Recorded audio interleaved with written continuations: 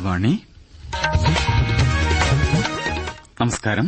പ്രാദേശിക വാർത്തകൾ വായിക്കുന്നത് ഹക്കിം കൂട്ടായി. പ്രധാന വാർത്തകൾ. പ്രധാനമന്ത്രി നരേന്ദ്രമോദി യൂറോപ്യൻ കമ്മീഷൻ പ്രസിഡന്റുമായി ഇന്ന് ന്യൂഡൽഹിയിൽ പ്രതിനിധിതല ചർച്ച നടത്തും.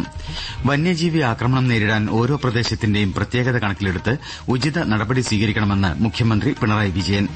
കെഎസ്ആർടിസിയിൽ 2 മാസത്തിനകം ജീവനക്കാർക്ക് 1-ാം തീയതി ശമ്പളം കൊടുത്തു തുടങ്ങുമെന്ന് മന്ത്രി കെ.ബി. ഗണേഷ് കുമാർ. ഇന്ന് ദേശീയ ശാസ്ത്രദിനം. ഐഎസ്എൽ ഫുട്ബോളിൽ എഫ്സി ഗോവ പഞ്ചാബ് എഫ്സിയെ പരാജയപ്പെടുത്തി. വനിതാ ട്വന്റി ക്രിക്കറ്റിൽ ഗുജറാത്ത് ജയന്റ്സിന് ജയം. വാർത്തകൾ വിശദമായി. European commission president Ursula von der ലെയനുമായി പ്രധാനമന്ത്രി നരേന്ദ്രമോദി ഇന്ന് ഡൽഹിയിൽ പ്രതിനിധിതല ചർച്ച നടത്തും. Desk report.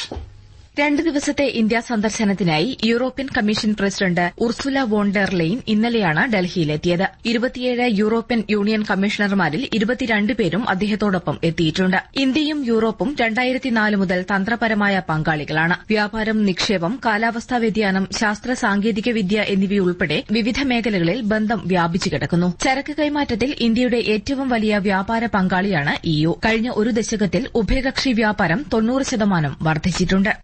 ഗവേഷണത്തിനും നവീകരണത്തിനും ഊന്നൽ നൽകി ആയുഷ് മേഖല ശക്തിപ്പെടുത്താൻ ഗവൺമെന്റ് പ്രതിജ്ഞാബദ്ധമാണെന്ന് പ്രധാനമന്ത്രി നരേന്ദ്രമോദി പറഞ്ഞു.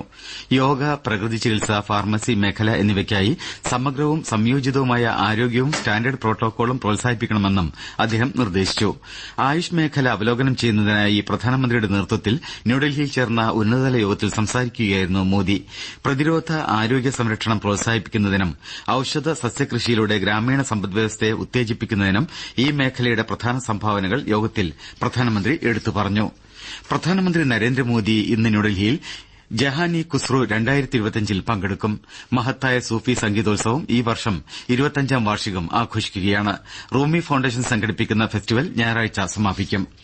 ബീഹാർ, പശ്ചിമബംഗാൾ, സിക്കിം, നേപ്പാൾ എന്നിവിടങ്ങളിലെ പല ഭാഗങ്ങളിലും പുലർച്ചെ ഭൂചലനമുണ്ടായി. റിക്ടർ സ്കെയിലിൽ 5.5 തീവ്രത രേഖപ്പെടുത്തിയ ഭൂചലനത്തിന്റെ പ്രഭവകേന്ദ്രം നേപ്പാളിലാണെന്ന് നാഷണൽ സെന്റർ ഫോർ സിസ്മോളജി അറിയിച്ചു. വന്യജീവി ആക്രമണ സാധ്യത കൂടുതലായി കണ്ടെത്തിയ ഹോട്ട്സ്പോട്ടുകൾ കേന്ദ്രീകരിച്ച് സവിശേഷ പ്രവർത്തനങ്ങൾ ആസൂത്രണം ചെയ്യണമെന്ന് മുഖ്യമന്ത്രി പിണറായി വിജയൻ നിർദ്ദേശിച്ചു. മനുഷ്യ വന്യജീവി സംഘർഷവുമായി ബന്ധപ്പെട്ട് സ്വീകരിച്ചുവരുന്ന നടപടി വിലയിരുത്തുന്നതിന് മുഖ്യമന്ത്രിയുടെ കോൺഫറൻസ് ഹാളിൽ ചേർന്ന ഉന്നതതല യോഗത്തിൽ സംസാരിക്കുകയായിരുന്നു അദ്ദേഹം. ന്യൂസ് ഡെസ്കിൽ നിന്ന് കൂടുതൽ വിവരങ്ങൾ.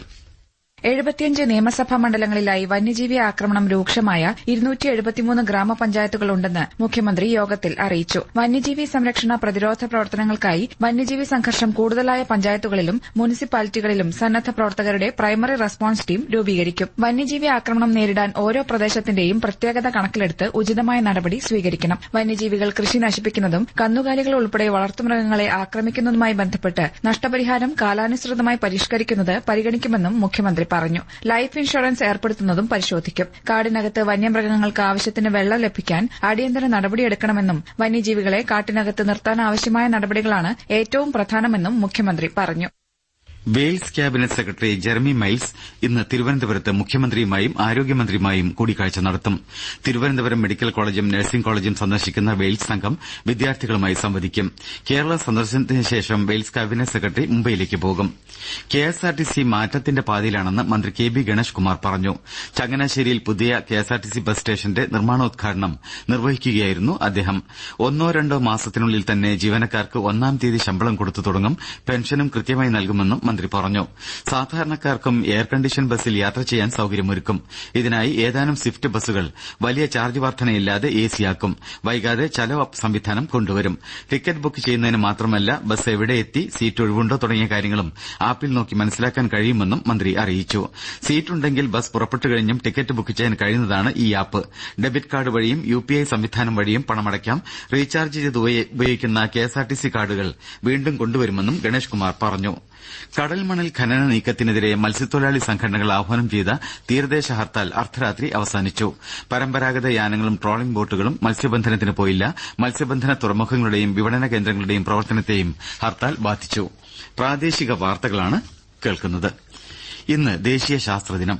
പ്രശസ്ത ഭൌതിക ശാസ്ത്രജ്ഞൻ സർ CV രാമൻ പ്രഭാവം കണ്ടെത്തിയതിന്റെ സ്മരണയ്ക്കാണ് എല്ലാ വർഷവും ഫെബ്രുവരി 28 ശാസ്ത്രദിനമായി ആചരിക്കുന്നത്. ശാസ്ത്രത്തിന്റെ പ്രാധാന്യത്തെയും പ്രയോഗത്തെയും പറ്റി ജനങ്ങളിൽ സന്ദേശം എത്തിക്കുകയാണ് ദിനാചരണത്തിന്റെ ലക്ഷ്യം. ദേശീയ ശാസ്ത്രദിനത്തിൽ രാജ്യത്തിന്റെ വൈവിധ്യമാർന്ന ശാസ്ത്ര ആശയവിനിമയ പ്രവർത്തനങ്ങൾ സംഘടിപ്പിച്ചിട്ടുണ്ട്. കേന്ദ്രമന്ത്രി ഡോക്ടർ ജിതേന്ദ്ര സിംഗ് ഇന്ന് ദേശീയ ശാസ്ത്രദിനാഘോഷങ്ങളിൽ പങ്കെടുക്കും. തിരുവനന്തപുരം കേരള ശാസ്ത്ര സാങ്കേതിക മ്യൂസിയത്തിലെയും ചാലക്കുടി റീജിയണൽ സയൻസ് സെന്ററിലെയും ഗാലറികളും സയൻസ് പാർക്കും ഇന്ന് രാവിലെ 10 മുതൽ വൈകിട്ട് 5 വരെ സൌജന്യമായി സന്ദർശിക്കാൻ സൌകര്യം ഒരുക്കിയിട്ടുണ്ട്. പ്രിയ കഥാകാരൻ MT ക്ക് ആദരമായി തുഞ്ചൻ ഉത്സവത്തിന് തുടക്കം. പ്രണാമം MT തുഞ്ചൻ ഉത്സവം 2025 തമിഴ് സാഹിത്യകാരി ശിവശങ്കരി ഉദ്ഘാടനം ചെയ്തു. ലോകം ആരാധിക്കുന്ന എഴുത്തുകാരനാണ് MT എന്നും അദ്ദേഹത്തിന്റെ പ്രവർത്തനം തുഞ്ചൻ പറമ്പിനെ വളർച്ചയുടെ പാതയിലെത്തിച്ചെന്നും ശിവശങ്കരി പറഞ്ഞു. MT വാസുദേവൻ നായരുടെ പേരിൽ യുവ എഴുത്തുകാർക്ക് എൻഡോമെന്റ് നൽകാൻ ആഗ്രഹിക്കുന്നതായും അവർ പ്രഖ്യാപിച്ചു. എഴുത്തുകാരനും തുഞ്ചൻ സ്മാരക ട്രസ്റ്റ് ചെയർമാനുമായ വൈശാഖൻ അധ്യക്ഷനായിരുന്നു. പുസ്തകോത്സവം MP അബ്ദുസമദ് സമദാനി MP ഉദ്ഘാടനം ചെയ്തു. ISL ഫുട്ബോളിൽ FC ഗോവ പഞ്ചാബ് FCയെ പരാജയപ്പെടുത്തി. ന്യൂഡൽഹിയിൽ എതിരില്ലാത്ത ഒരു ഗോളിനാണ് ഗോവയുടെ ജയം. ഇന്ന് രാത്രി 7:30 ഭുവനേശ്വറിൽ ഒഡീഷ FC മുഹമ്മദൻ NCയെ നേരിടും. വനിതാ 2020 പ്രീമിയർ ലീഗ് ക്രിക്കറ്റിൽ ഗുജറാത്ത് ജയന്റ്സ് 6 വിക്കറ്റിന് റോയൽ ചലഞ്ചേഴ്സ് ബംഗളൂരുവിനെ പരാജയപ്പെടുത്തി. ഇന്ന് ഡൽഹി ക്യാപിറ്റൽസ് മുംബൈ ഇന്ത്യൻസിനെ നേരിടും. ബംഗളൂരുവിൽ വൈകിട്ട് 7:30 മത്സരം. പത്തനംതിട്ട ജില്ലയിൽ ലഹരിമരുന്ന് കേസുകൾ വർദ്ധിക്കുകയാണ്. ആകാശവാണി ജില്ലാ പ്രതിനിധി ശ്രീജി S ശ്രീധർ തയ്യാറാക്കിയ റിപ്പോർട്ട്. പത്തനംതിട്ട ജില്ലയിൽ ലഹരി വസ്തുക്കളുടെ വിൽപ്പനയും കൈമാറ്റവും തടയുന്നതുമായി ബന്ധപ്പെട്ട് ജില്ലാ പോലീസ് മേധാവിയുടെ നേതൃത്വത്തിൽ തുടരുന്ന ഓപ്പറേഷൻ ഡി ഹണ്ടിലൂടെ കഴിഞ്ഞ മാസം 41 കേസുകളിലായി അറസ്റ്റിലായത് കൂടുതലായും 30 വയസ്സിന് താഴെയുള്ള യുവാക്കളാണ്. രാസലഹരിയും കഞ്ചാവും ഉൾപ്പെടെയുള്ളവയാണ് ഇവരിൽ നിന്ന് കണ്ടെത്തുന്നത്. മിക്ക ഗവൺമെന്റ് എയ്ഡഡ് സ്കൂളുകളിലും കോളേജുകളിലും കോളേജ് ഹോസ്റ്റലുകളിലും ആന്റി നർക്കോട്ടിക് സെല്ലുകൾ പ്രവർത്തിക്കുന്നുണ്ടെങ്കിലും ലഹരി ഉപയോഗത്തിൽ സ്കൂൾ കുട്ടികൾ പോലും പിന്നിലല്ല. രാത്രികാലങ്ങളിൽ പത്തനംതിട്ട നഗരത്തിന്റെ പ്രധാന റോഡുകളിൽ പോലും ഇത്തരക്കാരെ കാണാനാകും. ലഹരിക്കെതിരെ ബോധവൽക്കരണ പരിപാടികളും പരിശോധനകളും ഊർജിതമാക്കിയിട്ടുണ്ടെങ്കിലും വിദ്യാർത്ഥികളിലും യുവാക്കളിലും ഇത്തരം ശീലങ്ങൾ വർദ്ധിച്ചുവരുന്നത് ആശങ്ക സൃഷ്ടിക്കുന്നുണ്ട്. കോഴിക്കോട് കിഴക്കോത്ത് തുവ്വക്കുന്ന് തേനീച്ചയുടെ കുത്തേറ്റ വയോധികൻ മരിച്ചു. ഭാസ്കരനാണ് മരിച്ചത്. കോഴിക്കോട് ജില്ലാ ദുരന്ത നിവാരണ അതോറിറ്റിയുടെ നേതൃത്വത്തിൽ രാവിലെ 11-ന് ചേമ്മഞ്ചേരി ഗ്രാമപഞ്ചായത്തിലെ 17-ാം വാർഡിൽപ്പെട്ട വലിയാണ്ടിയിൽ മോക്ക് ഡ്രിൽ സംഘടിപ്പിക്കും. സുനാമി ബോധവൽക്കരണം, സുനാമിയെ നേരിടുന്നതുമായി ബന്ധപ്പെട്ട സംവിധാനങ്ങളുടെ കാര്യക്ഷമത ഉറപ്പുവരുത്തൽ എന്നിവ ലക്ഷ്യമിട്ടാണ് മോക്ക് ഡ്രിൽ സംഘടിപ്പിക്കുന്നത്. നബാർഡിന്റെ 2023-24 വർഷത്തെ ഗ്രേഡിംഗിൽ കേരള ബാങ്കിനെ C ഗ്രേഡിൽ നിന്നും B ഗ്രേഡിലേക്ക് ഉയർത്തിയതായി മന്ത്രി VN വാസവൻ അറിയിച്ചു.